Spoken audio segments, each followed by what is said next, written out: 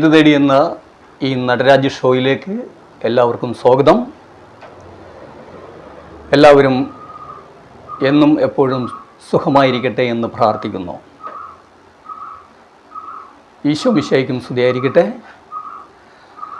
അസ്സലാമു അലൈക്കും.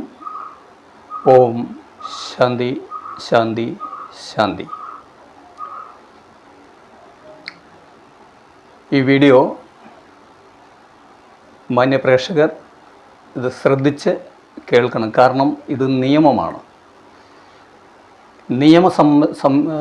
നിയമത്തെ സംബന്ധിച്ചുള്ള കാര്യങ്ങളാണ് ഈ വീഡിയോയിലൂടെ ഞാൻ പറയുന്നത്. ആരെയെങ്കിലും മനഃപൂർവ്വം തേജോവധം ചെയ്യുന്നതിന് വേണ്ടിയോ അപമാനപ്പെടുത്തുന്നതിന് വേണ്ടിയോ ഒന്നുമല്ല. നമ്മൾക്ക് ഇവിടെ നമ്മളുടെ ഭരണഘടനയിൽ നിയമ സംവിധാനങ്ങൾ എഴുതി വച്ചിട്ടുണ്ട്. ബഹുമാനപ്പെട്ട നമ്മുടെ സുപ്രീം കോടതിയും അതുപോലെയുള്ള നമ്മളുടെ ഹൈക്കോടതികളുമൊക്കെ ചില സാഹചര്യങ്ങളിൽ ചില വിധികളും ഉത്തരവും പറയാറുണ്ട്, അത് നടപ്പിലാക്കാറുണ്ട്. എന്നാൽ അത്തരത്തിലുള്ള വിധികളും ഉത്തരവുകളും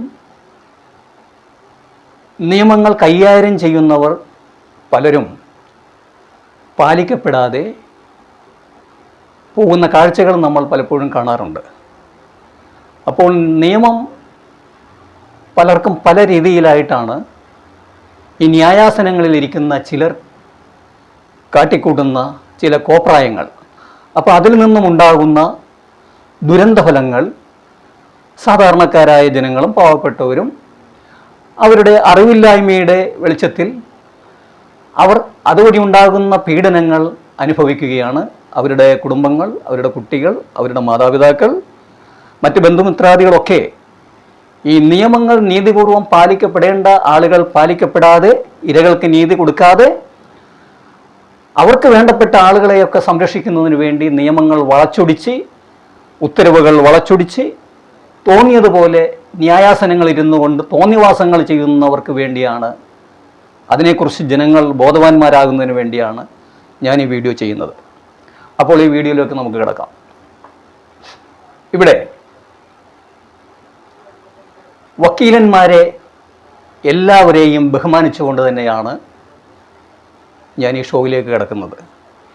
എനിക്ക് സുഹൃത്തുക്കളായിട്ടുള്ള അനേകം വക്കീലന്മാരുണ്ട്.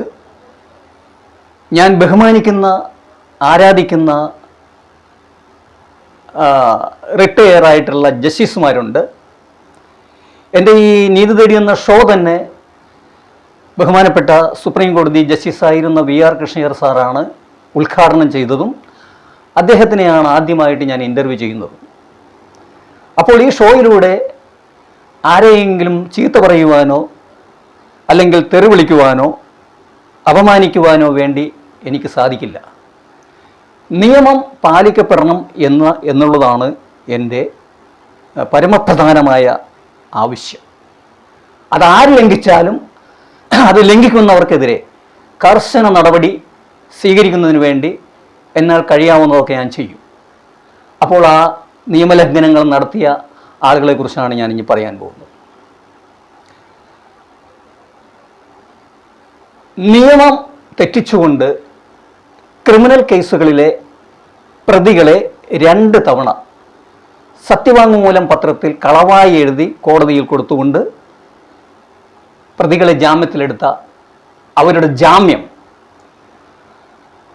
നമ്മളുടെ പഴയ IPC അതുമായിട്ട് കൂട്ടിച്ചേർന്നിട്ടുള്ള നമ്മളുടെ ഭാരതീയ ന്യായ സംഹിത വകുപ്പുകൾ പ്രകാരം നിയമവിരുദ്ധമായിട്ട് എടുത്തിട്ടുള്ള ജാമ്യം റദ്ദ് ചെയ്ത് കുറ്റം ചെയ്തിട്ടുള്ളവരുടെ പേരിൽ കേസ് എടുക്കണമെന്ന് ആവശ്യപ്പെട്ടുകൊണ്ട് കേസ് നടക്കുന്ന കോടതിയിൽ തന്നെ വാദി, the petitioner and party in person, ഒരു പെറ്റീഷൻ തെളിവുകൾ സഹിതം കൊടുത്തു കഴിഞ്ഞാൽ ആ ചെയറിലിരിക്കുന്ന മജിസ്ട്രേറ്റ് മുഖം നോക്കാതെ അവരുടെ ജാമ്യം റദ്ദ് ചെയ്യണം, കുറ്റക്കാരുടെ പേരിൽ കേസ് എടുക്കണം. അതാരായാലും. അതിന് കഴിയില്ലെങ്കിൽ അവർ ആ കേസ് ഡിസ്മിസ് ചെയ്യണം. എങ്കിലേ ആ പരാതിക്കാരനെ മേൽക്കോടതിയെ സമീപിക്കുവാൻ സാധിക്കുകയുള്ളൂ. അതിൻ്റെ കാരണങ്ങൾ പറയണം. ഭാരതീയ ന്യായ സംഹിത 177, 181, അതുപോലെ 470, 471, 340, 193 വകുപ്പുകൾ പ്രകാരം അവരുടെ ജാമ്യം റദ്ദ് ചെയ്ത് കുറ്റക്കാരുടെ പേരിൽ കേസ് എടുക്കണം. ഇതിനു വേണ്ടി കൊടുത്ത പെറ്റീഷൻ ആ തെളിവുകളുടെയും അടിസ്ഥാനത്തിൽ നാളിതുവരെ ആ 2 മജിസ്ട്രേറ്റുമാരും നടപടി സ്വീകരിച്ചിട്ടില്ല. അതേസമയം ആ മജിസ്ട്രേറ്റുമാര് സ്വാധീനങ്ങൾക്ക് വിധേയപ്പെട്ടുകൊണ്ട് പ്രതിഭാഗം 2 വക്കീലന്മാരുടെയും അവരുടെ സഹപ്രവർത്തകരുടെയും സ്വാധീനങ്ങൾക്ക് വിധേയപ്പെട്ടുകൊണ്ട് പെറ്റീഷണറായ കേസ് സ്വന്തമായിട്ട് വാദിക്കുന്ന പാർട്ടി ഇൻ പേഴ്സണെ മനഃപൂർവ്വം രഹസ്യമായി വാറണ്ടിട്ട് നശിപ്പിച്ച് ആ കുടുംബത്തെ തകർക്കുന്നതിന് വേണ്ടിയാണ് 2 മജിസ്ട്രേറ്റുമാരും പ്രവർത്തിച്ചിട്ടുള്ളത്. വക്കീലന്മാര് അവരുടെ പ്രതികളെ രക്ഷപ്പെടുത്തുന്നതിന് വേണ്ടി അവർ പല തന്ത്രങ്ങളും കാണിക്കും. പക്ഷെ നീതിപീഠത്തിൽ ഇരിക്കുന്ന മജിസ്ട്രേറ്റ് അതിന് വിധേയപ്പെടാൻ പാടില്ല. പിന്നെ എന്തിനാണ് ഈ പാർട്ടി ഇൻ പേഴ്സണായിട്ട് സ്വന്തമായിട്ട് അയാൾ കേസ് വാദിക്കുവാൻ പോകുന്നത് കോടതിയിൽ? അപ്പോൾ തെളിവുകളുടെ വെളിച്ചത്തിൽ ആ കോടതിയിൽ നിന്ന് കേസ് മാറ്റുന്നതിന് വേണ്ടി CJM കോടതിയിൽ ട്രാൻസ്ഫർ പെറ്റീഷൻ തെളിവുകൾ സഹിതം 15 ഡോക്യുമെന്റ്സ് സഹിതം കോടതിയിൽ പെറ്റീഷൻ കൊടുക്കുകയാണ്. ഇതേ ആവശ്യം ഉന്നയിച്ചുകൊണ്ട് ബഹുമാനപ്പെട്ട CJM മുമ്പാകെ 3 ദിവസം ഹിയറിംഗ് നടന്നു, വാദം നടന്നു. അത് കോടതിക്ക് ബോധ്യപ്പെട്ടു. ഫസ്റ്റ് ക്ലാസ് മജിസ്ട്രേറ്റിനോട് റിപ്പോർട്ട് ചോദിച്ചു, അവർക്ക് നോട്ടീസ് അയച്ച് റിപ്പോർട്ട് ചോദിച്ചു. അവർ 3 പ്രാവശ്യം അവർക്ക് നോട്ടീസ് ഓർഡറായി, മറുപടി കിട്ടി. ആ മറുപടിയുടെ വെളിച്ചത്തിൽ ആ കേസ് ആ വക്കീലന്മാരെടുത്തിട്ടുള്ള ജാമ്യം റദ്ദ് ചെയ്തവരുടെ പേരിൽ കേസ് എടുക്കുവാൻ CJM ഉത്തരവായില്ല. എന്നാൽ ആ കേസ് CJM കോടതിയിലേക്ക് അത് CJM കോടതി അത് മാറ്റുന്നതിന് വേണ്ടി, മജിസ്ട്രേറ്റ് കോടതിയിൽ നിന്ന് ആ കേസ് മാറ്റുന്നതിന് വേണ്ടി CJM ഓർഡറായി, ഉത്തരവായി. അതിന് പ്രകാരം 3ാം കോടതിയിലേക്ക് മാറ്റിയിട്ടുള്ള ആ കേസിൽ ആ വാദി പാർട്ടി ഇൻ പേഴ്സൺ ഹാജരാകുകയും ചെയ്തു.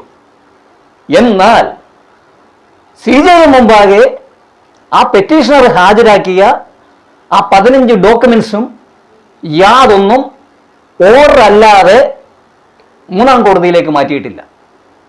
അപ്പോൾ ആ തെളിവുകൾ 3ാം കോടതിയിലേക്ക് കൈമാറിയെങ്കിൽ മാത്രമേ ആ കോടതിയിൽ ആ തെളിവുകൾ വെച്ചുകൊണ്ട് ആ പെറ്റീഷണർക്ക് കേസ് വാദിക്കുവാൻ സാധിക്കൂ.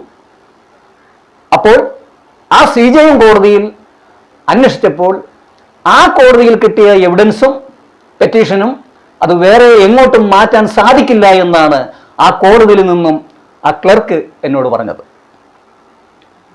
ഇതിൻ പ്രകാരം ഞാൻ ബഹുമാനപ്പെട്ട CJM കോടതിയിൽ ഞാൻ ഹാജരാക്കിയിട്ടുള്ള 15 ഡോക്യുമെന്റ്സും പെറ്റീഷന്റെ കോപ്പിയും അതിൻ്റെ സർട്ടിഫിക്കറ്റ് കോപ്പിക്ക് വേണ്ടി കോപ്പി ആപ്ലിക്കേഷൻ വെച്ചിരിക്കുകയാണ്. അത് അടുത്ത് തന്നെ തരാമെന്നും പറഞ്ഞിട്ടുണ്ട്. ഇതാണ് കോടതിയിലെ അവസ്ഥ, ഒരു പെറ്റീഷണറുടെ അവസ്ഥ. ഒരു സാധാരണക്കാരനും ഒരു പാവപ്പെട്ടവനും എന്തുമാത്രം വിഷമിക്കും ഒരു കേസുമായിട്ട് കോടതിയിൽ പോകുമ്പോൾ എന്നുള്ളത് ഞാൻ അനുഭവസ്ഥനാണ്. ഇനി അത് CJM കോടതിയിൽ അങ്ങനെയാണ്, ഫസ്റ്റ് ക്ലാസ് മജിസ്ട്രേറ്റ് കോടതിയിൽ ഇങ്ങനെയാണ്. ഇനി അടുത്തത്, ഈ പെറ്റീഷണർ ഈ വാദിക്ക് വേണ്ടി ഒരു മനുഷ്യൻ സാക്ഷി പറയുകയാണ്. അദ്ദേഹം കണ്ട കാര്യങ്ങൾ അത് സാക്ഷി പറയുകയാണ്, മൊഴി കൊടുക്കുകയാണ്. ആ സാക്ഷി പറഞ്ഞു എന്നുള്ളതിൻ്റെ വൈരാഗ്യം തീർക്കുന്നതിന് വേണ്ടി ഈ വാദിയുടെ കേസിലെ പ്രതികൾ ഒരു പ്രതിയെ മുന്നിൽ നിർത്തി പ്രതിഭാഗം 2 വക്കീലന്മാരും അവർക്ക് വേണ്ടപ്പെട്ട പോലീസ് ഉദ്യോഗസ്ഥന്മാരും ചേർന്നുകൊണ്ട് ആ സാക്ഷിയുടെ പേരിൽ SC/ST നിയമം ദുരുപയോഗം ചെയ്തുകൊണ്ടൊരു കള്ളക്കേസ് എടുത്തു. ആ കള്ളക്കേസ് എടുത്തതിന് ശേഷം കുറച്ച് കഴിഞ്ഞപ്പോൾ പോലീസ് അത് റെഫർ ചെയ്തു. അത് കള്ളപ്പരാതിയാണെന്ന് കണ്ട് റെഫർ ചെയ്തു. പോലീസ് റെഫർ ചെയ്ത കേസിന്മേൽ പ്രൊട്ടസ്റ്റ് കംപ്ലൈന്റ് കൊടുക്കാതെ പോലീസ് റെഫർ ചെയ്ത കേസിന്മേൽ ആ പാവപ്പെട്ട സാക്ഷിയെ സെഷൻസ് കോടതി കോട്ടയം മുമ്പാകെ 3 വർഷത്തോളം വിളിച്ച് കേസ് നടത്തിപ്പിച്ചു. ആ പോലീസ് ഉദ്യോഗസ്ഥന്മാരും ആ സെഷൻസ് കോടതിയിലെ പബ്ലിക് പ്രോസിക്യൂട്ടറും ചേർന്നുകൊണ്ട് ആ കോടതി മുമ്പാകെ 3 വർഷത്തോളം കേസ് നടത്തിച്ചിട്ട് അവസാനം കോടതി അത് കള്ള കേസാണെന്ന് കണ്ട് അത് തള്ളിക്കളഞ്ഞു. ഇത്രയും കാലം ആ സാക്ഷി അനുഭവിച്ച മാനസിക പീഡനങ്ങൾ, സാമ്പത്തിക നഷ്ടങ്ങൾ, ആ കുടുംബം അനുഭവിച്ച വേദനകൾ, ഇതിനെല്ലാം ആര് സമാധാനം പറയും? ഇങ്ങനെ പ്രവർത്തിച്ച പബ്ലിക് പ്രോസിക്യൂട്ടർക്കും പോലീസ് ഉദ്യോഗസ്ഥന്മാർക്കുമെതിരെ ആര് നടപടിയെടുക്കും? എന്ത് നടപടിയെടുക്കും? നടപടിയെടുക്കാൻ ഇവിടെ നിയമമില്ലേ? റൈറ്റ് ഇല്ലേ? അങ്ങനെ നിയമമില്ലെങ്കിൽ നമ്മുടെ ഗവൺമെന്റ് നിയമസഭയിൽ അതിനുള്ള നിയമം പാസ്സാക്കണം. ഇത് തോന്നിയവാസമാണ് നടത്തിക്കൊണ്ടിരിക്കുന്നത്. ഇനി മൂന്നാമത്തത്, ആ സാക്ഷിയെ ഉപദ്രവിക്കാൻ സാധിക്കാത്തതിൻ്റെ പേരിൽ കേസ് സ്വന്തമായിട്ട് വാദിക്കുന്ന വാദിയുടെ പേരിൽ ആ വാദിയെ നശിപ്പിക്കുന്നതിന് വേണ്ടി അതേ വാദിയുടെ കേസിലെ പ്രതിയെ മുന്നിൽ നിർത്തി SC/ST ആക്ട് നിയമം ദുരുപയോഗം ചെയ്തുകൊണ്ട് ഉന്നത പോലീസ് ഉദ്യോഗസ്ഥന്മാരെ സ്വാധീനിച്ചുകൊണ്ട് ഒരു കള്ളക്കേസ് എടുക്കുകയാണ് വാദിയെ നശിപ്പിക്കുന്നതിന് വേണ്ടി. അതിനും 2 മജിസ്ട്രേറ്റുമാരും വേണ്ടപ്പെട്ട പോലീസ് ഉദ്യോഗസ്ഥരും അതിനുവേണ്ടി സപ്പോർട്ട് ചെയ്തുകൊണ്ട് കൂട്ടുചേർന്നുകൊണ്ട് ഗൂഢസംഘമായി പ്രവർത്തിച്ചുകൊണ്ട് പരസ്പര സഹായ സംഘങ്ങളായി പ്രവർത്തിച്ചുകൊണ്ട് ആ വാദിക്കെതിരെയും കള്ളക്കേസെടുത്തു. കോടതിയിൽ ഹാജരായി കഴിഞ്ഞാൽ റിമാൻഡ് ചെയ്യണമെന്നുള്ള ഒറ്റ നിർബന്ധത്തിന്റെ അടിസ്ഥാനത്തിലാണ് കൂട്ടിച്ചേർത്ത് കള്ളക്കേസ് എടുത്തിട്ടുള്ളത്. ഈ കേസിന്മേൽ മുൻകൂർ ജാമ്യം ഇട്ടുകൊണ്ട് ഈ തട്ടിപ്പ് സംഘത്തിന്റെ തട്ടിപ്പ് മനസ്സിലാക്കിക്കൊണ്ട്, ചതി മനസ്സിലാക്കിക്കൊണ്ട് സെഷൻസ് കോടതി മുമ്പാകെ മുൻകൂർ ജാമ്യത്തിന് പെറ്റീഷൻ ഇട്ടുകൊണ്ട് നിരന്തരമായി വാദങ്ങൾ നടത്തിയതിനു ശേഷമാണ് കോടതി DYSP ഓഫീസിൽ പോയി ജാമ്യം എടുക്കുവാനായിട്ട് ഉത്തരവായത്. കോടതിയുടെ ഉത്തരവിൽ പറയാത്ത ദിവസം ഈ പെറ്റീഷണറെ കോടതിയിൽ വിളിച്ച് ഒപ്പുവെപ്പിക്കുകയാണ്. ഭീഷണിപ്പെടുത്തിക്കൊണ്ട് പോലീസ് ഉദ്യോഗസ്ഥന്മാരെ ഭീഷണിപ്പെടുത്തിക്കൊണ്ട് ഒപ്പുവെപ്പിക്കുകയാണ്. കോടതിയുടെ ഉത്തരവിൽ പറയാത്ത ദിവസത്തിൽ പരാതിക്കാരനെ വിളിച്ച് നിർബന്ധിച്ച് ഭീഷണിപ്പെടുത്തി ഒപ്പുവെപ്പിക്കുകയാണ്. ഇങ്ങനെ ചെയ്യുന്ന പോലീസ് ഉദ്യോഗസ്ഥന്മാരുടെ പേരിൽ ആര് നടപടി സ്വീകരിക്കും? നമുക്കറിയണ്ടേ? ഇവരുടെ പേരിൽ നടപടിയെടുക്കുവാൻ നിയമമില്ലേ? ഇവിടെ പരാതി കൊടുത്തു കഴിഞ്ഞാൽ നടപടി എടുക്കണ്ടേ? അപ്പോൾ ഇതാണ് മറ്റൊരു സംഗതി. ഇനി ആ പരാതിക്കാരൻ ആ മുൻകൂർ ജാമ്യം എടുത്തതിന് ശേഷം ബഹുമാനപ്പെട്ട ഹൈക്കോടതിയിൽ ആ കേസ് കോഷ് ചെയ്യുന്നതിന് വേണ്ടി പെറ്റീഷൻ കൊടുത്തു. ആ പെറ്റീഷന്മേൽ എതിർഭാഗത്തിന് അപ്പയർമെന്റ് കേസ് വാദിക്കാൻ സമയം വേണമെന്ന് പറഞ്ഞതിനാൽ ബഹുമാനപ്പെട്ട ഹൈക്കോടതി ആ കേസിന്മേൽ, സെഷൻസ് കോടതിയിലുള്ള കേസിന്മേൽ ഒരു സ്റ്റേ അനുവദിച്ചിരിക്കുകയാണ്. ഇതാണ് ഈ കേസിന്മേലുള്ള ഒരു കാര്യം. അപ്പോൾ നമ്മളിവിടെ പറയുന്നത്, വക്കീലന്മാരെ ആണെന്ന് കരുതിക്കൊണ്ട് സഹപ്രവർത്തകരായിട്ടുള്ള ആളുകളാണെന്ന് മനസ്സിലാക്കിക്കൊണ്ട് ഈ നീതിപീഠത്തിലിരിക്കുന്ന മജിസ്ട്രേറ്റുമാര് 2 മജിസ്ട്രേറ്റുമാരാണ്. ഈ വാദിയുടെ പേരിൽ രഹസ്യമായി വാറണ്ടൊക്കെ ഇട്ട് വെച്ചിട്ട് പോലീസിനെ കൊണ്ട് പിടിപ്പിച്ച് അകത്താക്കി ആനന്ദിക്കാൻ, സന്തോഷിക്കാൻ വേണ്ടി അല്ല ഇത് ചെയ്തത്. അങ്ങനെയുള്ള കാര്യങ്ങൾ കയ്യോടെ പിടിച്ചു കഴിഞ്ഞപ്പോൾ ആ മജിസ്ട്രേറ്റ് ചെയ്തെന്താണെന്ന് അറിയാമോ? വാറണ്ടിട്ട ആ നെറ്റിൽ നിന്നും ആ വാറണ്ട് അങ്ങോട്ട് ക്യാൻസൽ ചെയ്തു. എന്താണ് കാരണം? അന്നത്തെ പ്രൊസീഡിങ്സിന്റെ സർട്ടിഫിക്കറ്റ് കോപ്പിക്ക് വേണ്ടി വാദി ഒരു കോപ്പി ആപ്ലിക്കേഷൻ വെച്ചു. അതിൽ വാറണ്ട് ഇല്ല. വാറണ്ട് ഇട്ടതിൽ പറയുന്നത് പെറ്റീഷണർ കോടതിയിൽ ഹാജരാകാതിരുന്നത് കൊണ്ടാണ് വാറണ്ട് ഇട്ടതെന്ന് പറയുന്നു. കോപ്പി ആപ്ലിക്കേഷൻ വെച്ച് സർട്ടിഫിക്കറ്റ് കോപ്പിക്ക് വേണ്ടി കൊടുത്തപ്പോൾ അതിൽ വാറണ്ട് ഇല്ല, അതിൽ പെറ്റീഷണർ കോടതിയിൽ ഹാജരായെന്ന് പറയുന്നു. ഇതിന് എന്താണ് നമ്മൾ ചെയ്യേണ്ടത്?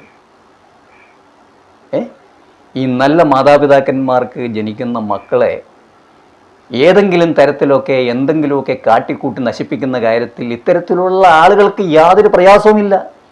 ഒരു കൊടും ക്രിമിനൽ തോക്കുകൊണ്ടോ കത്തി കൊണ്ടോ വാളുകൊണ്ടോ വെട്ടി കൊലപാതകം ചെയ്യുന്നതിനേക്കാൾ അതിക്രൂരമാണ് നീതിപീഠത്തിൽ ഇരുന്നു കൊണ്ട് ആ ന്യായം നടപ്പിലാക്കേണ്ട ആളുകൾ പേനയുടെ തുമ്പ് കൊണ്ട് കൊലപാതകം ചെയ്യുന്നത്. പോലീസ് കളവായിട്ടുള്ള FIR-ഉം റിപ്പോർട്ടും എഴുതി അങ്ങോട്ട് കൊടുക്കുന്നു. അത് അപ്പടി വിശ്വസിച്ചുകൊണ്ട് മജിസ്ട്രേറ്റ് സത്യം മനസ്സിലാക്കാതെ വാറണ്ട് ഓർഡറാക്കുന്നു, പോലീസ് പിടിക്കുന്നു, അകത്ത് കൊണ്ടുവന്ന് ഹാജരാക്കുമ്പോൾ റിമാൻഡ് ചെയ്യുന്നു. എന്തൊരു വിരോധാഭാസമായ കാര്യങ്ങളാണ് ഇവിടെ നടന്നുകൊണ്ടിരിക്കുന്നത്. ഇതിനെപ്പറ്റി നമ്മൾ പരാതി കൊടുത്തു കഴിഞ്ഞാൽ, തെളിവുകൾ കൊടുത്തു കഴിഞ്ഞാൽ അന്വേഷണം നടത്താനും ഇവർക്ക് മേലെ നടപടി സ്വീകരിക്കാനും ഇവിടെ ഒരാളുമില്ല. എല്ലാവരും പരസ്പര സഹായ സംഘങ്ങളായിട്ട് പ്രവർത്തിക്കുകയാണ്. ഇവരെ വെറുതെ വിടാൻ പറ്റുമോ? ഇവരുടെ വീട്ടിൽ ഇവർ ചെയ്യുന്ന സ്വഭാവം ഇവർ നീതിപീഠത്തിൽ വന്നിരുന്നിട്ട് കാണിച്ചു കഴിഞ്ഞാൽ ഇരകൾക്ക് എങ്ങനെയാണ് നീതി കിട്ടുന്നത്? ഇരകൾക്ക് എങ്ങനെ നീതി കിട്ടും? ഇതിനൊരു സമാനമായ ഒരു കേസ് കോട്ടയം CJM കോടതിയിൽ നടന്നായിരുന്നു കുറെ നാളുകൾക്ക് മുമ്പ്. ആ CJM മുഖം നോക്കാതെ നടപടി സ്വീകരിച്ചു. പല പ്രശ്നങ്ങളും അതിൻ്റെ പേരിൽ ഉണ്ടായി. അവരെ ഞാൻ അഭിനന്ദിക്കുകയാണ്, ആ CJM-നെ. നമ്മൾക്കൊരു നിയമം ഇവിടെ സുപ്രീം കോടതിയും ഹൈക്കോടതിയും ഒക്കെ വിധികളും നിയമവും ഒക്കെ ഉണ്ടാക്കി വെച്ചിട്ടുണ്ട് നമ്മുടെ ഭരണഘടനയിലൊക്കെ. ഇത് പാലിക്കപ്പെടേണ്ടേ? ഇത് പാലിക്കപ്പെട്ടില്ലെങ്കിൽ പിന്നെ ഇവർ എന്തിനാണ് ഇരിക്കുന്നത്? എന്തിനാണ് ഇവർ കോടതിയിലേക്ക് വരുന്നത്? ആർക്ക് വേണ്ടിയാണ് വരുന്നത്? ഇതിന് ശക്തമായ നിയമം ഇവിടെ ഉണ്ടാക്കണം. ഇവിടെ നമ്മളുടെ ജനാധിപത്യ സംവിധാനത്തിൽ നമ്മുടെ നേതാക്കന്മാരെല്ലാം അധികാരം ഉറപ്പിക്കുന്നതിന് വേണ്ടി, സീറ്റ് പിടിക്കുന്നതിന് വേണ്ടി നെട്ടോട്ട് ഓടിക്കൊണ്ടിരിക്കുക. ഇത്തരം കാര്യങ്ങളിലൊന്നും അവർക്ക് ഒരു താല്പര്യവുമില്ല. പിന്നെ ചില നമ്മുടെ മാധ്യമപ്രവർത്തകരുണ്ട്, ഏതെങ്കിലും ഒരു കാറ്റിൽ ഏതെങ്കിലും ഒരു പെൺകുട്ടിയുടെ ഒരു വസ്ത്രം ഒന്ന് അല്പം അങ്ങോട്ട് മാറിക്കഴിഞ്ഞിട്ടുണ്ടെങ്കിൽ അവിടെ ഒളിഞ്ഞിട്ട് നോക്കി, ഇവിടെ ഒളിഞ്ഞിട്ട് നോക്കി എന്നും പറഞ്ഞ് പെരുപ്പിച്ച് പലതരത്തിലുള്ള വാർത്തകൾ കൊടുത്ത് വൈറലാകാൻ വേണ്ടി നടക്കുന്ന കുറേ ആൾക്കാരുണ്ട്. ഇവർക്കൊന്നും ഇത്തരം കാര്യങ്ങളിൽ ഒരു താല്പര്യവുമില്ല. ഇത് അവർക്കും എനിക്കും മറ്റുള്ളവർക്കും എല്ലാവർക്കും നമ്മളുടെ സമൂഹത്തിൽ ജീവിക്കുന്ന ഓരോ കുടുംബങ്ങളിലും ഈ നിയമവും നീതിയും മര്യാദയും ഒന്നും അത് വേണ്ട രീതിയിൽ നമ്മളുടെ നിയമം മനസ്സിലാക്കാത്ത ആൾക്കാരെല്ലാം ഇതിൻ്റെ പീഡനങ്ങൾ അനുഭവിച്ചുകൊണ്ടിരിക്കുകയാണ്. എനിക്ക് വേണ്ടി മാത്രമല്ല ഞാൻ പറയുന്നത്. ഒരു അനുഭവം നമുക്കുണ്ടായാൽ അത് നമ്മളുടെ സമൂഹത്തിനും അത് ബാധിക്കാതിരിക്കുന്നതിന് വേണ്ടിയിട്ടാണ് ഈ വീഡിയോ ഞാൻ ചെയ്യുന്നത്. ഇത് നമ്മൾ മനസ്സിലാക്കണം, എന്താണ് ഇവിടെ നടക്കുന്നത്. ബ്രിട്ടീഷുകാരുടെ കാലഘട്ടം കഴിഞ്ഞതിന് ശേഷം ഇങ്ങോട്ട് നമ്മൾ നോക്കിയാൽ ഏതാണ്ട് അതുപോലെയൊക്കെ തന്നെയാണ് നമ്മളുടെ ന്യായാസനങ്ങളിൽ നടന്നുകൊണ്ടിരിക്കുന്നത്. വിവരാവകാശ നിയമം പോലും സത്യസന്ധമായിട്ട് സുതാര്യമായിട്ട് ഇവിടെ പ്രവർത്തിക്കുന്നില്ല. എൻ്റെ കയ്യിൽ തെളിവുണ്ട്, ഞാൻ തരാം. ശിക്ഷിക്കാൻ ഇവിടെ ആരെങ്കിലും ഉണ്ടോ? വിവരാവകാശ നിയമം 2005 എന്ന് പറയുന്ന വിവരാവകാശ നിയമം പോലും ഇവിടെ സത്യസന്ധമായി ആ ഉത്തരവാദിത്തപ്പെട്ട പലരും പാലിക്കപ്പെടുന്നില്ല. അവിടെയും കള്ളങ്ങൾ കാണിക്കുകയാണ്. എഴുതി വച്ചിരിക്കുന്ന നിയമങ്ങളൊക്കെ ബഹുമാനപ്പെട്ട സുപ്രീം കോടതിയും ഹൈക്കോടതിയും ഒക്കെ നടപ്പിലാക്കിയിട്ടുള്ള ഉത്തരവും വിധികളുമൊക്കെ അതൊന്നും ഇവർക്ക് പ്രശ്നമല്ല. അത് പാലിക്കപ്പെടുന്നത് വരെ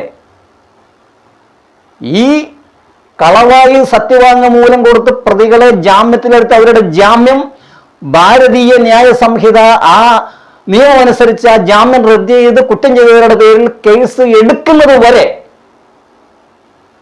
ശക്തമായ രീതിയിൽ ഞാൻ മുന്നോട്ട് പോയിക്കൊണ്ടിരിക്കും. സുപ്രീം കോടതിയെ വരെ ഞാൻ സമീപിച്ചിട്ടുണ്ട്. തീർച്ചയായിട്ടും ഈ നിയമം ഇവിടെ നടപ്പിലാക്കുക, അല്ലെങ്കിൽ അവർക്ക് അങ്ങനെ ഒരു നിയമമില്ലെങ്കിൽ ഇങ്ങനെ ഒരു നിയമം ഇവിടെ ഇല്ല, ഞങ്ങൾക്കിത് ചെയ്യാൻ കഴിയില്ലെന്ന് ഉത്തരവാദിത്തപ്പെട്ട മജിസ്ട്രേറ്റ് പറയട്ടെ. അവർ ഓർഡർ തന്നാൽ മതി. ഇങ്ങനെ ഒരു നിയമം അനുസരിച്ച് ഇങ്ങനെ കാര്യങ്ങൾ ചെയ്യുവാൻ, അവരുടെ ജാമ്യം റദ്ദ് ചെയ്ത് കേസെടുക്കുവാൻ നിയമമില്ല എന്ന് പറഞ്ഞൊരു ഓർഡർ തന്നാൽ മതി. നമ്മൾ വിവരങ്ങൾ അറിയുവാൻ വേണ്ടി വിവരാവകാശ നിയമപ്രകാരം നമ്മൾ ചുമതലപ്പെട്ട മേലധികാരിക്ക് പരാതി കൊടുത്തു കഴിഞ്ഞാൽ, ആ പരാതിയിന്മേൽ നോട്ടീസ് കൊടുത്ത് റിപ്പോർട്ട് ആവശ്യപ്പെട്ട് കഴിഞ്ഞാൽ, അതിന് മറുപടി കൊടുത്തു കഴിഞ്ഞാൽ ആ മറുപടിയുടെ കോപ്പി തരാൻ പ്രയാസമാണ്. എന്താണ് കാരണം? ആ മറുപടിയുടെ കോപ്പി കിട്ടിക്കഴിഞ്ഞാൽ അയാൾ ഹൈക്കോടതിയിൽ പോകും, കേന്ദ്ര വിവരാവകാശ കമ്മീഷനെ സമീപിക്കും എന്ന് നന്നായിട്ട് അറിയാം. അതുകൊണ്ട് ആ മറുപടിയുടെ കോപ്പി വിവരാവകാശ നിയമം 6(1) വകുപ്പനുസരിച്ച് തരേണ്ട നിയമം മറുപടി തരുന്നില്ല, അതിൻ്റെ സർട്ടിഫിക്കറ്റ് കോപ്പി തരുന്നില്ല. എന്തുകൊണ്ടാണ് തരാത്തത്? മറുപടിയിൽ എഴുതിയിരിക്കുന്നത് എനിക്കറിയാം, എന്റെ സമയപരിധിക്കുള്ളിൽ അങ്ങനെയൊന്നും നടന്നിട്ടില്ല. ഇതിന് മുൻപിരുന്ന മജിസ്ട്രേറ്റ് ഇരുന്നപ്പോഴാണ് ഇങ്ങനെയൊക്കെ സംഭവിച്ചിട്ടുള്ളത്. മേലിൽ എന്റെ ഭാഗത്ത് നിന്നും അങ്ങനെയൊന്നും ഉണ്ടാകാതെ ഞാൻ നോക്കിക്കൊള്ളാം എന്ന മറുപടി അയച്ചത് ചുമതലപ്പെട്ട മഹാനായ ന്യായാധിപൻ ഇങ്ങോട്ട് തരാൻ ഭയങ്കര പ്രയാസമാണ്. അതിന് നമ്മൾ അപേക്ഷ കൊടുത്തു കഴിഞ്ഞപ്പോൾ ഒരാവശ്യത്തിന് കൊടുത്ത വിവരാവകാശ പ്രകാരം കൊടുത്ത അപേക്ഷ 3 കേസാക്കി മാറ്റി സംസ്ഥാന വിവരാവകാശ കമ്മീഷൻ. അതിന്മേൽ അവസാനം വിധി വന്നു. ശക്തമായ താക്കീത് നൽകി ബോധിപ്പിച്ചിരിക്കുന്നു. മജിസ്ട്രേറ്റ് കൊടുത്ത മറുപടിയുടെ കോപ്പി പരാതിക്കാരന് കിട്ടണം.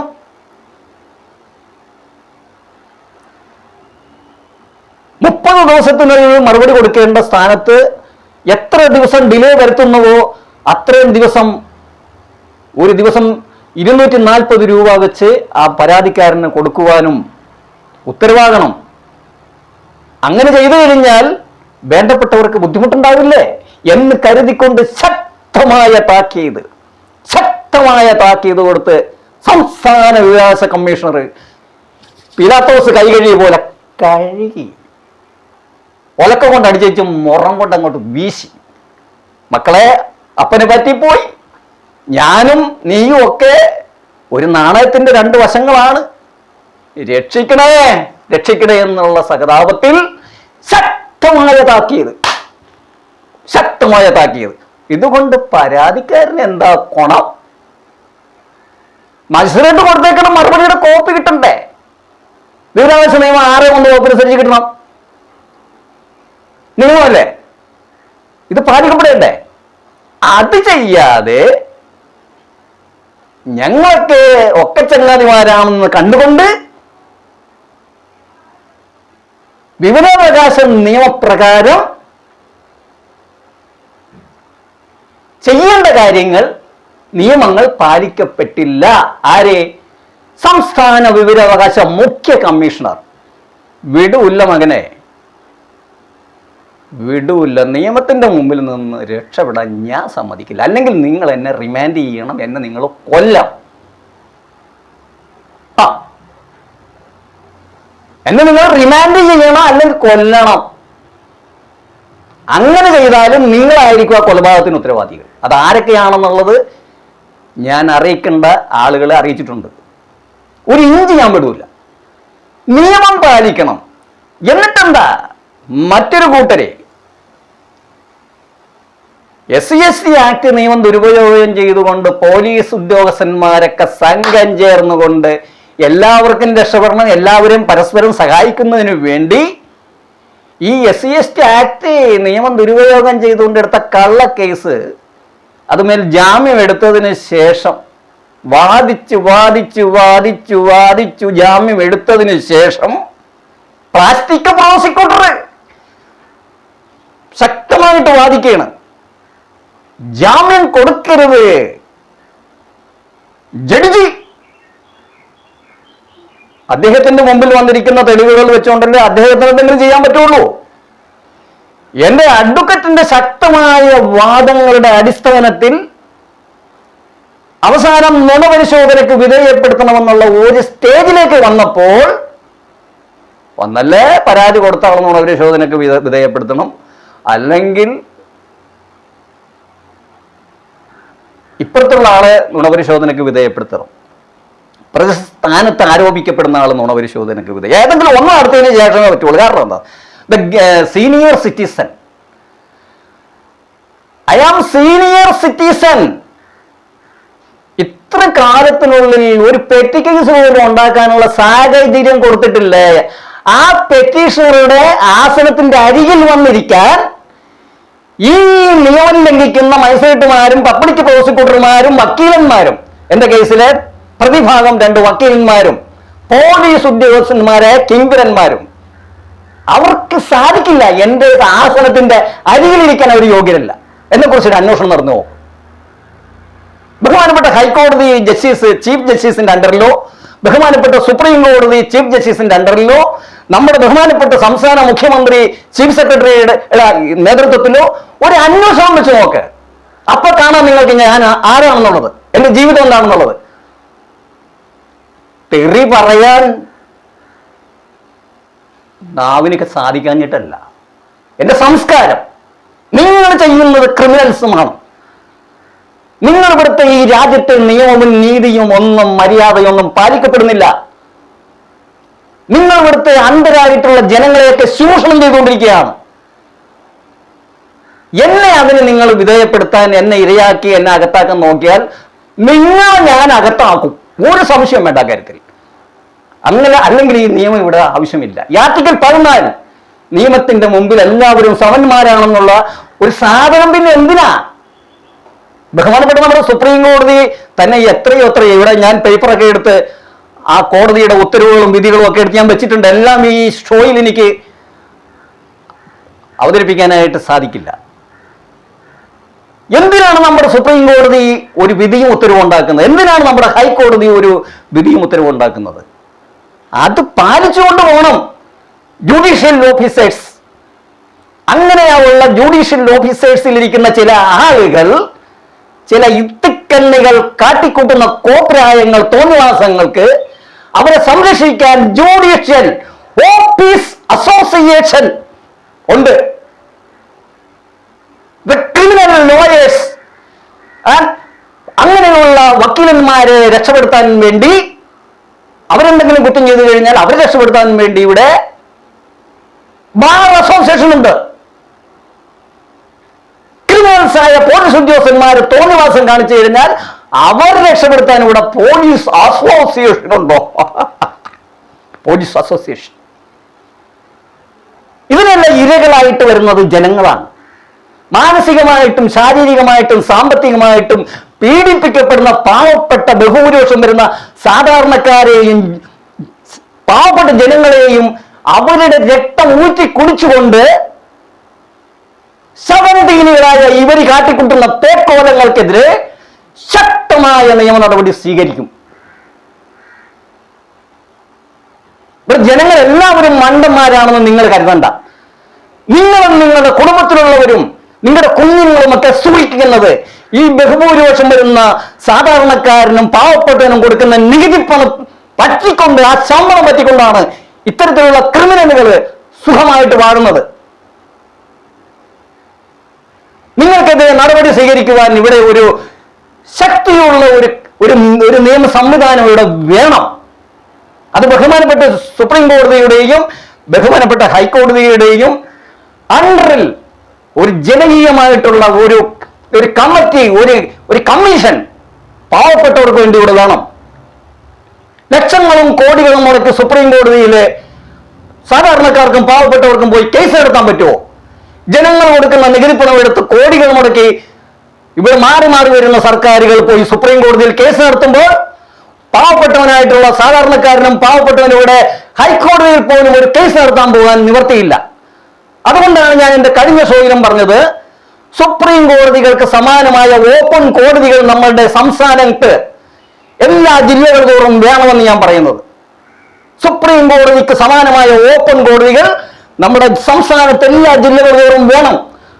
സാധാരണക്കാരനും പാവപ്പെട്ടവനും അവന്റെ പരാതി നേരിട്ട് കൊടുക്കുവാനും പരാതിയിന്മേൽ കാലതാമസം കൂടാതെ അത് കേൾക്കുവാനും കേട്ടിട്ട് സെക്കൻഡ് ആക്ഷൻ എടുക്കുവാനുമായിട്ടുള്ള ഒരു കമ്മീഷനുകൾ വേണം.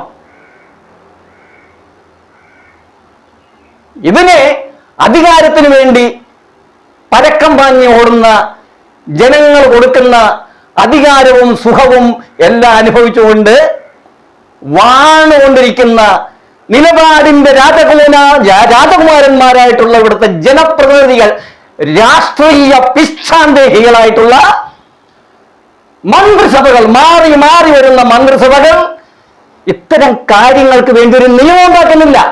ഓരോ അഴിമതികൾ അവർ കൊണ്ടുവരുമ്പോഴും ആ അഴിമതികളുടെ പിന്നിൽ പല പല കാര്യങ്ങളാണ് നമ്മൾ ജനങ്ങൾ കേട്ടുകൊണ്ടിരിക്കുന്നത്.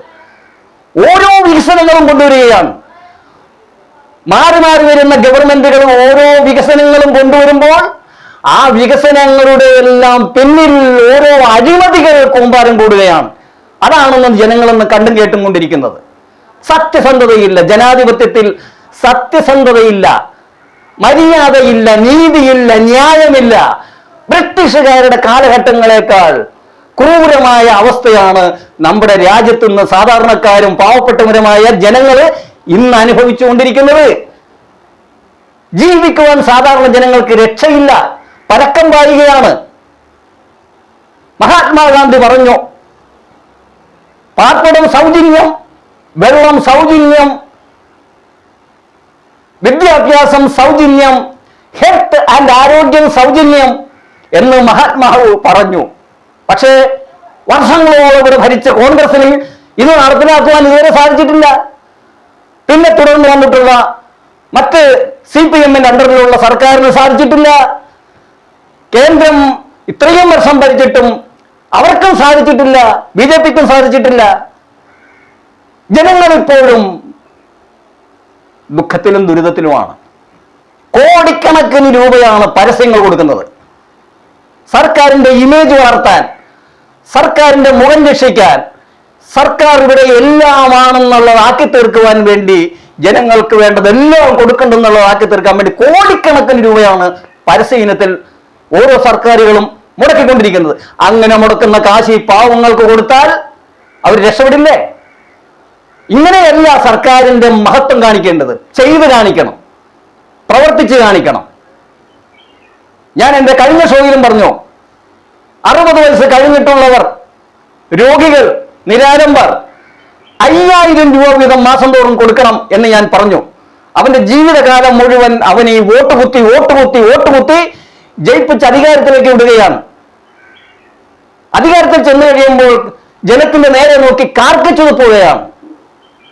അവന്റെ മുമ്പിൽ ഓച്ചാനിച്ച് തൊഴുതുകൊണ്ടാണ് ജനങ്ങൾ നടക്കുന്നത്. വെറും 5 കൊല്ലത്തേക്ക് ഒരു കോൺട്രാക്ട് വ്യവസ്ഥയിൽ എടുക്കുന്ന ജനങ്ങൾ എടുക്കുന്നതാണ് ഒരു MLA, ഒരു മന്ത്രി എന്നൊക്കെ പറയുന്നത്.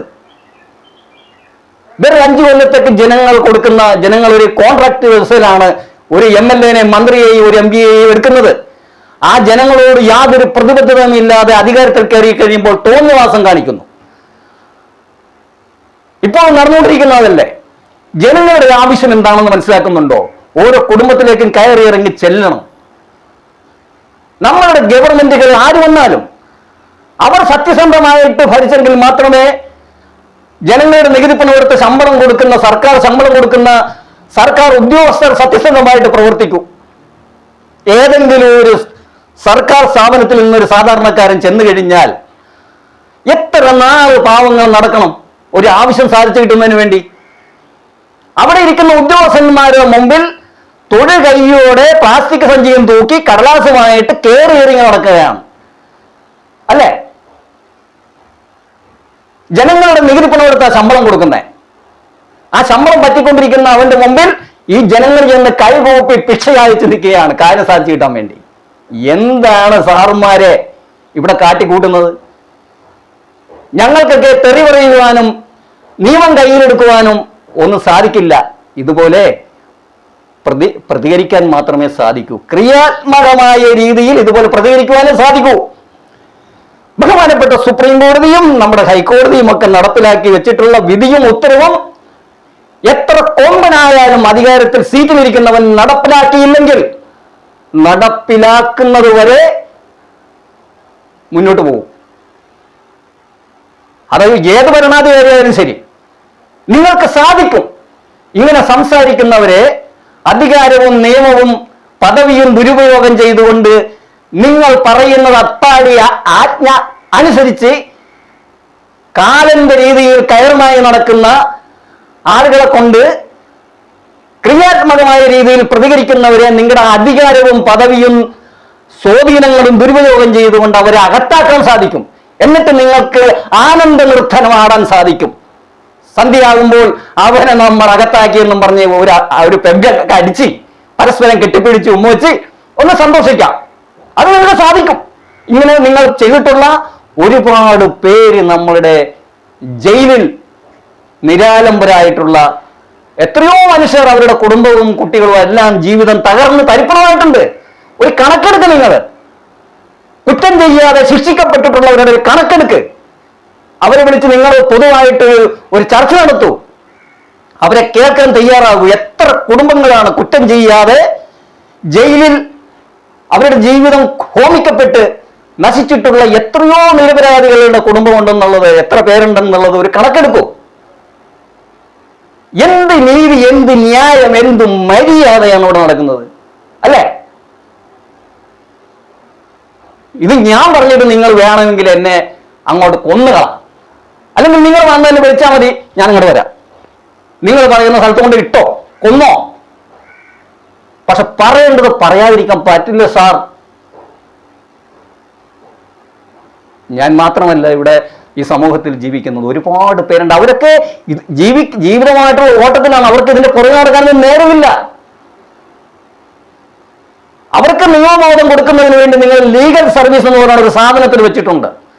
സുതാര്യമായ രീതിയിൽ സത്യസന്ധമായിട്ട് ലീഗൽ സർവീസിൽ എത്ര പേര് പ്രവർത്തിക്കുന്നുണ്ടെന്നുള്ളത് എനിക്കറിയാം, അനുഭവത്തിന്റെ വെളിച്ചത്തിൽ. എന്താ നിങ്ങൾ പറയുക? പാവപ്പെട്ടവർക്ക് നിയമസഹായത്തിന് വേണ്ടി ഒന്നും പോകണ്ട, അതെ ലീഗൽ സർവീസ് ഉണ്ട്. അതിന്റെ പിന്നിൽ എന്തെല്ലാം ദുരിതങ്ങളാ മനുഷ്യർ, എന്തെല്ലാം ബുദ്ധിമുട്ടുകൾ അനുഭവിക്കണമെന്ന് അറിയാമോ? വരുമാന സർട്ടിഫിക്കറ്റ് ഹാജരാക്കണം, അതിനുവേണ്ടി വില്ലേജ് ഓഫീസിൽ പോകണം, അല്ലെങ്കിൽ അക്ഷയയിൽ പോയിട്ട് ഓൺലൈനായിട്ട് വരുമാന സർട്ടിഫിക്കറ്റിന്റെ ഇത് മേടിക്കണം. ഇത്ര രൂപ വരെയുള്ള വരുമാനം ഉള്ളവർക്ക് മാത്രമേ ലീഗൽ സർവീസിൽ നിന്ന് നിയമസഹായം ലഭിക്കുകയുള്ളൂ. അങ്ങനെ ഒരു സർട്ടിഫിക്കറ്റ് മേടിക്കണം. അതൊക്കെ മേടിച്ചു കഴിഞ്ഞതിന് ശേഷം ആ മനുഷ്യൻ, അവർക്ക് ഇത് ജീവിതം ജീവിച്ചു തീർക്കാൻ വേണ്ടി നെട്ടോട്ടമാണ്. അപ്പൊ പാവപ്പെട്ടവർക്ക്, സാധാരണക്കാർക്കും സൗജന്യ നിയമസഹായം കൊടുക്കുവാൻ വേണ്ടി ബഹുമാനപ്പെട്ട സർക്കാർ വെച്ചിട്ടുള്ള ഈ ലീഗൽ സർവീസിന്റെയും പ്രവർത്തനങ്ങൾ സുതാര്യമല്ല പലപ്പോഴും. എന്റെ അനുഭവത്തിൽ എനിക്കറിയാം. നിങ്ങൾ എന്നോട് ചോദിക്കും, ഞാൻ തെളിവുകൾ സഹിതം തരാം. അപ്പോൾ ഇതിനെല്ലാം ഒരു മാറ്റം വരണമെങ്കിൽ നിങ്ങൾ സത്യസന്ധമായിട്ട് ആരുടെ മുഖം നോക്കണ്ട, ആരും പറയണത് കേൾക്കണ്ട. നമ്മുടെ ബഹുമാനപ്പെട്ട സംസ്ഥാന മുഖ്യമന്ത്രി പറഞ്ഞാൽ പോലും നിയമവിരുദ്ധമായിട്ട് ഒരു കാര്യം നിങ്ങൾക്ക് ചെയ്യാൻ കഴിയില്ലെന്ന് പറഞ്ഞാൽ നിങ്ങൾ അവിടെ മഹത്വപ്പെടുന്നൊരു മനുഷ്യനാണ്. ഏത് ഉദ്യോഗസ്ഥനായാലും നിയമവിരുദ്ധമായിട്ട് ഒരു കാര്യവും ചെയ്യാൻ പറ്റില്ല എന്ന് പറയുവാനുള്ള തന്റെ നിങ്ങൾക്കുണ്ടാവണം. മനസ്സിലായോ? അപ്പോഴാണ് ജനങ്ങൾ നിങ്ങളെ അംഗീകരിക്കുന്നത്. അതാണ് ഒരു സർക്കാർ ഉദ്യോഗസ്ഥൻ എന്ന് പറയുന്നത്. അപ്പോൾ ഇതിനെല്ലാം മാറ്റം വരുന്നതിന് വേണ്ടി ജനങ്ങൾ ബോധവാന്മാരാകണം. ജനങ്ങളെ നിങ്ങൾ വിചാരിക്കുന്നത് പോലെയല്ല. ഒരു പട്ടാളക്കാരൻ ലീവിന് വന്നപ്പോൾ ആ പട്ടാളക്കാരനോട് പോലീസ് ചെയ്തത് ആ ക്രൂരമായ പ്രവൃത്തി നമ്മൾ കണ്ടതല്ലേ? അതുപോലെ എത്രയെത്ര സംഭവങ്ങൾ ഒരു പട്ടികജാതിക്കാരനായ ആ പട്ടാളക്കാരനോട് ആ പോലീസ് ഉദ്യോഗസ്ഥൻ ഒരു കാരണവും കൂടാതെ ചെയ്തത് കേരളം മുഴുവനും ജനങ്ങൾ കണ്ടതല്ലേ? അതുപോലെ എത്രയെത്ര സംഭവങ്ങളാ അല്ലേ? ഇതിന് മാറ്റം വരണ്ടേ? സമാധാനമായിട്ട് ജനങ്ങൾക്ക് അവരുടെ ഭവനത്തിൽ കിടന്ന് ഉറങ്ങണ്ടേ? പാതിരാത്രി എല്ലുക, പിടിച്ചോണ്ട് പോവുക. നിങ്ങൾ ആരാണ് ഇവിടെ? ഈ കുപ്പായം അങ്ങോട്ട് ശരീരത്തെ കയറി കഴിഞ്ഞാൽ ഒരു ലാത്തിയും നിങ്ങളുടെ കയ്യിലുണ്ടെങ്കിൽ പിന്നെ വീര്യം അങ്ങോട്ട് വർദ്ധിക്കുകയാണ്. എന്തും ചെയ്യാം, ഏതും ചെയ്യാം. ഭാരതീയ ന്യായ സംഹിത 47 ഒരു പോലീസ് ഉദ്യോഗസ്ഥൻ ഒരാളെ അറസ്റ്റ് ചെയ്യാൻ ചെല്ലുമ്പോൾ എന്തിനു വേണ്ടി അറസ്റ്റ് ചെയ്യുന്നു എന്നുള്ളത് കാര്യകാരണ സഹിതം രേഖാമൂലം എഴുതി ആ മനുഷ്യന്റെ കൊടുക്കണം. മനസ്സിലായോ പോലീസ്? ആ മനുഷ്യനെ അദ്ദേഹത്തിന് വേണ്ടപ്പെട്ട 3-4 പേരെ വിളിക്കുവാനും വിളിച്ചു വരുത്തുവാനും അദ്ദേഹത്തിന് ഒരു അഡ്വക്കറ്റിനെ വരുത്തുവാനുമുള്ള സമയം കൊടുക്കണം. കേട്ടോ പോലീസ്? എങ്ങോട്ടാണ് ആ മനുഷ്യനെ അറസ്റ്റ് ചെയ്ത് കൊണ്ടുപോകുന്നതെന്ന് ബോധ്യപ്പെടുത്തണം. കേട്ടോ പോലീസ്? 24 മണിക്കൂറിനുള്ളിൽ മജിസ്ട്രേറ്റിന്റെ മുമ്പിൽ നിങ്ങൾ ഹാജരാക്കിയിരിക്കണം മനുഷ്യനെ. കേട്ടോ പോലീസ്? ഭാരതീയ ന്യായ സംഹിതയിൽ 47 ഒന്ന് വായിച്ചു നോക്കണം പോലീസ്, എഴുതി വെച്ചിട്ടുണ്ട്. ഞാൻ പഠിപ്പിച്ചു തരാം. ബഹുമാനപ്പെട്ട സുപ്രീം കോടതി ജസ്റ്റിസ് യു ലളിത് സാറിന്റെ ഒരു വിധിയുണ്ട്.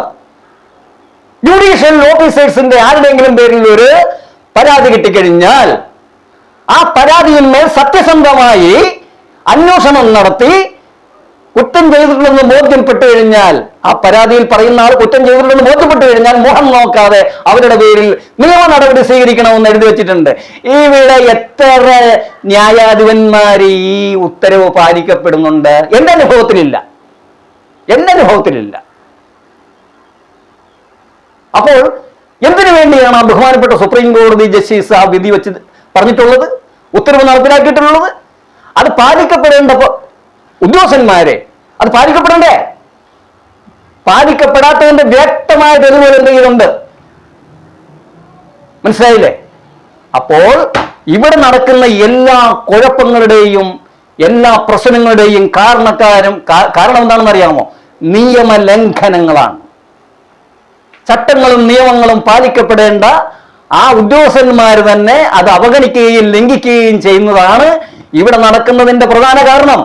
അതുപോലെ ജനങ്ങൾ തിരഞ്ഞെടുത്ത് വിട്ടിട്ടുള്ള ജനപ്രതിനിധികൾ സത്യസന്ധമായ രീതിയിൽ ജനങ്ങൾക്ക് വേണ്ടി നല്ല കാര്യങ്ങൾ സുതാര്യമായ രീതിയിൽ ചെയ്യാതെ അഴിമതിയും തട്ടിപ്പും വെട്ടിപ്പും നടത്തി അവരുടെ പേരും മാനവും ഒക്കെ പോയാലും വേണ്ടിയില്ല പണം ഉണ്ടാക്കണമെന്നുള്ള ഒറ്റ ലക്ഷ്യത്തോടുകൂടി പ്രവർത്തിക്കുന്നത് കൊണ്ടാണ് നമ്മുടെ ജനാധിപത്യ സംവിധാനത്തിൽ ജനങ്ങൾ ഇന്നും ഭാരപ്പെടുന്നതും ജനാധിപത്യ ഭരണം ഭയാനകമായി മാറുന്നതും ജനത്തിന് ഭാരമായി തീരുന്നതും അതുകൊണ്ടാണ്. ഇതൊക്കെ സൂക്ഷിക്കേണ്ടവരും പാലിക്കപ്പെടേണ്ടവരും അത് സൂക്ഷിച്ചും പാലിക്കപ്പെട്ടും കഴിഞ്ഞാൽ നമ്മളുടെ രാജ്യത്ത് നമ്മളുടെ സംസ്ഥാനങ്ങളിൽ ജീവിക്കുന്ന സാധാരണക്കാർക്കും ബഹുഭൂരിപക്ഷം പാവപ്പെട്ടവർക്കും ശാന്തിയും സമാധാനവും ഉണ്ടാവും, നല്ലൊരു ജീവിതം ഉണ്ടാവും. ഇത് നല്ല വിഭവസമൃദ്ധമായ സദ്യയെല്ലാം മുമ്പിൽ വിളമ്പി വെച്ചിട്ട് കൈ കഴുകി ഉണ്ണാനായിട്ട് വരുമ്പോൾ തൊട്ടു പോകരുതെന്ന് പറയുന്ന പരിപാടിയാണ് ഇവിടെ നടത്തുന്നത് പലരും. ഇതെല്ലാം നടന്നുകൊണ്ടിരിക്കണേ. അപ്പൊ ഇതിന് മാറ്റം വരണം. ഇതിന് മാറ്റം വരുന്നതിന് വേണ്ടി ശക്തമായ രീതിയിൽ ജനങ്ങളെ നിങ്ങൾ തെറി പറഞ്ഞിട്ടോ നിങ്ങൾ നിയമം കയ്യിലെടുത്തിട്ടോ ഒന്നും ഒരു കാര്യമില്ല. നിയമപരമായി ശക്തമായി നമുക്കിവിടെ നിയമങ്ങൾ എഴുതി വെച്ചിട്ടുണ്ട്. നമ്മൾ പോരാടണം, നമ്മൾ നിയമപരമായിട്ട് നീങ്ങണം. ആർക്കും നിങ്ങൾ വിധേയപ്പെടേണ്ട കാര്യമില്ല. നിങ്ങൾ ആരെയും ഓവർ റെസ്പെക്ട് കൊടുക്കേണ്ട കാര്യമില്ല. നിങ്ങളാണ് ഇവിടുത്തെ രാജാക്കന്മാർ, ജനങ്ങളാണ് ഇവിടുത്തെ രാജാക്കന്മാരെ. ആ ജനങ്ങളുടെ മുമ്പിൽ ഇവർ വെറും കാര്യങ്ങൾ ചെയ്തു കൊടുക്കേണ്ട ആൾക്കാർ മാത്രമാണ്. അതിനാണ് ഇവർക്ക് ശമ്പളം കൊടുക്കുന്നത്. ഇത് ജനങ്ങൾ മനസ്സിലാക്കുമെന്ന് വിശ്വസിച്ചുകൊണ്ട് നന്ദി, നമസ്കാരം. വീണ്ടും നമ്മൾക്ക് അടുത്ത ഷോയിൽ കാണാം.